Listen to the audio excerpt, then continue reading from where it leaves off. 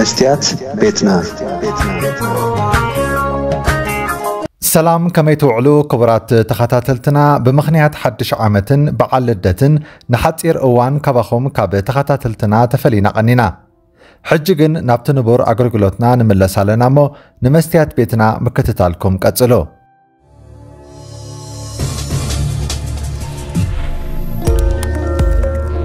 أذربيجان أب لعلي سبسلطان إيرترا نايكوت عمل اختي سديدا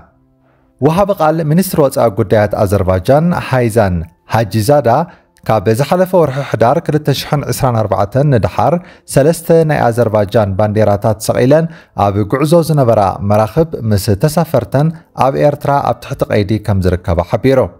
اتوهاب قال وسيخو ابتن مراخب 18 زخونو كلهم دك أذربيجان زخونو زيغاتات كم زنبرو بعلت شوعات حدار 2024 جن اب مايات ايرترا تتحيزوم اب تحت قيدي كم زركبو غليصو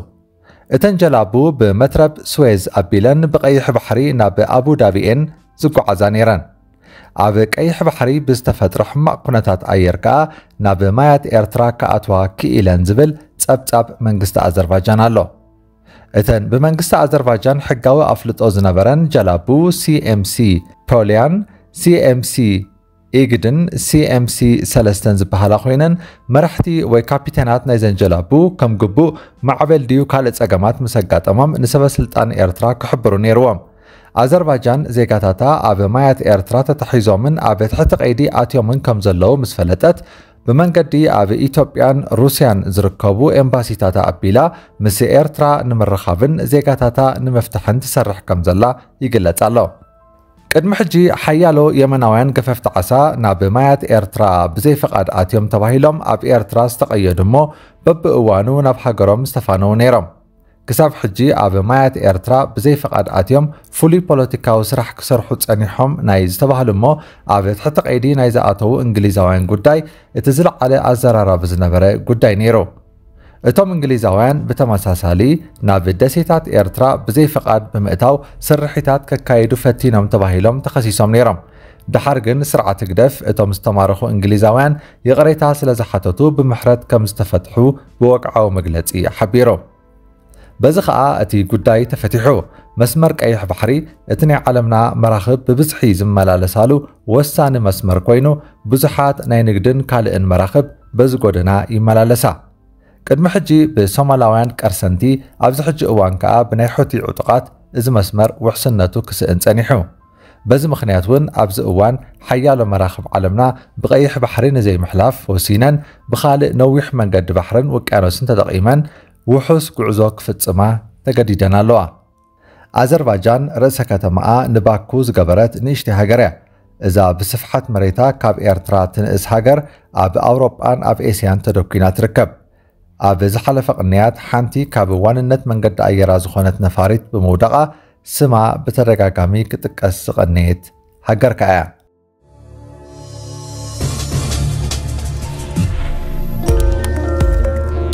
ጀርመን ዝኾነ ገበን ዝፈጸመ ስደተኛ ብህፁፅ ናብ ሃገሩ ክጥረዝ ኣለዎ ዝብል ብፍላይ ካብ ናይ የማን ፖለቲከኛታት ዝመጽእ ዘሎ ፀቕጢ እናወሰኸ ይመጻሉ ኣብ ዘለወሉ እዋን ሓደ ብጾታዊ ዓመጽ ዝተኸሰሰ ኤርትራዊ ናብ ኤርትራ ንምጥራዙ ዝተኻየደ ፈተነ ኣይተዓወተን እቲ ዮናስ ተባህለ ወዲ 27 ዓመት ኤርትራዊ ብዓመጽ ሓንቲ 56 ዓመት ዝዕድሚያ ጓል ኣንስተይትን ካልእ ልዕሊ 10 ገበናትን ተኸሲሱ ኣብ ጀርመን ኣብ ትሕቲ ቀይዲ ጸኒሑ ንሱ ኣብ 2017 ዓመተ ምህረት ምስ ካልኦት ክልተ ብጾቱ ብምዃን ብጉጅለ ንሓንቲ ጓል ኣንስተይቲ ብምዕማጺ ተኸሲሱ ዮናስ ነቲ 56 ዓመት ዝዕድሚያ ጓል ኣንስተይቲ ብዝተሰብረ ናይ ቢራ ጥርሙዝ ብምፍርራሕ ብጉጅለ ከም ዝዓመጽዋ እዩ ሰነዳት ቤት ፍርዲ ዝሕብር ኣብ 2024 ድሕሪ ናይ 6 ዓመታት ካብ ማእሰርቲ ምውፅኡ እውን እንተኾነ ካብ ሱፐርማርኬትን ካልኦት ትካላትን ናይ ኤሌክትሮኒክስ ኣቑሑትን መስተን ካልእ ንብረትን ንምዝማት ብኸራሩ ንሰራሕተኛታት ከም ዘፈራርሐ እቲ መዝገብ ቤት ፍርዲ የመልክት ብዘይካዚ ምስ ኣባላት ፖሊስ ዕግርግር ብምፍጣርን መባእስን እውን ክስታት ቀሪቦ ነይሩ ገበናት ዮናስ ክትጻወር ዘይከኣለት ጀርመን ነዚ ስደተኛ ናብ ኤርትራ ንምጥራዝ ሰለስተ እዋን ፈተነታት እኳ እንተካየደት ክሰልጥ ግን ኣይከኣለን እቲ ምኽንያት ከዓ ዮናስ ንኤርትራውነቱ ዘረጋግጽ ሕጋዊ ሰነዳት ስለዘይብሉ እዩ ዝኾነት ሃገር ድማ ብዘይ ዝኾነ ይኹን ሰነድ ንሓደ ውልቀ ሰብ ዜጋይ ኢላ ክትቅበል ኣይትግደድን ኣይትኽእልን እውን ኣብ ጀርመን ዝነብር ዝበዝሐ ኤርትራዊ ብኣፉ ኤርትራዊ ከም ዝኾነ ካብ ምግላጽ ዝሓልፍ ዝኾነ ንኤርትራውነቱ ዘረጋግጽ ሰነዳት የብሉን እዚ ኣብ ኤርትራ ጥራሕ ዘይኮነ ወላ እውን ካብ ካልኦት ሃገራት ዝመጹ ስደተኛታት መንነቶም ዝገልጽ ሰነድ ስለዘይርከቦም ንምጥራዞም ቀሊል ኣይኮነን ገበናት ዝፈጸሙ ክጥረዙ ወይ ከዓ መንበር ፈቃዶም ክምንጠሉ ኣለዎም ዝብል መርገጽ ፖለቲከኛታት ጀርመን ግን ተቐባልነት እናረኸበ ዝመጽእ ዘሎ ሓሳብ እዩ ኣብዚ እዋን ካብ ዝተፈላለየ ሃገራት ዓለም ዝመጹ ስደተኛታት ኣብ ጀርመን ብኸራሩን ካልእን ዓበይቲ ገበናት ክፍጽሙ ይረኣዩ ገለ ብኣእምራዊ ጸቕጢ ዝተበገሰ ገለ ጾታዊ ዓመፅ ስርቅን ምትላልን ኮታስ እቶም ዝፍጸሙ ገበናት ይውስኹን ይዓቢን ኣለዉ መንግስቲ ጀርመን ከዓ ኣብ ሃገሩ ብወጻእተኛታት ዝፍጸሙ ዘለዉ ገበናት ክትጻወሮም ኣይክእልን ዘሎ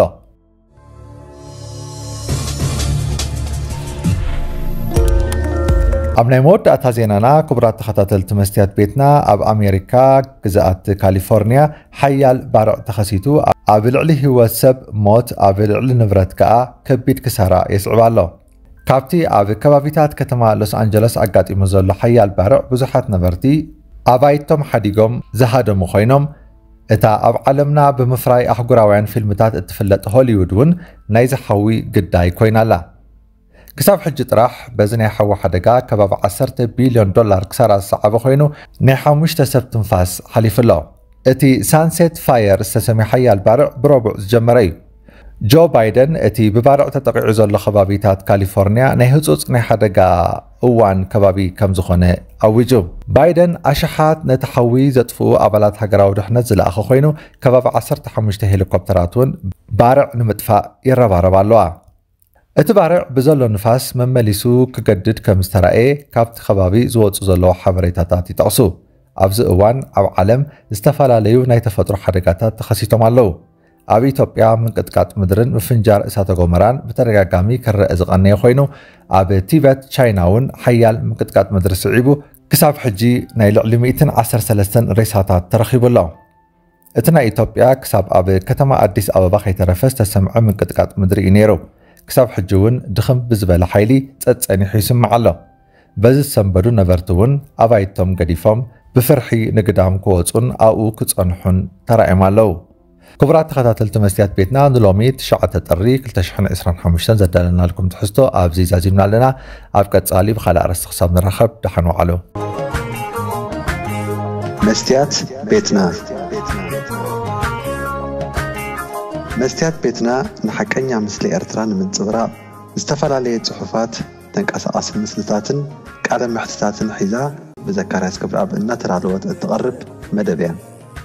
كفوت لساني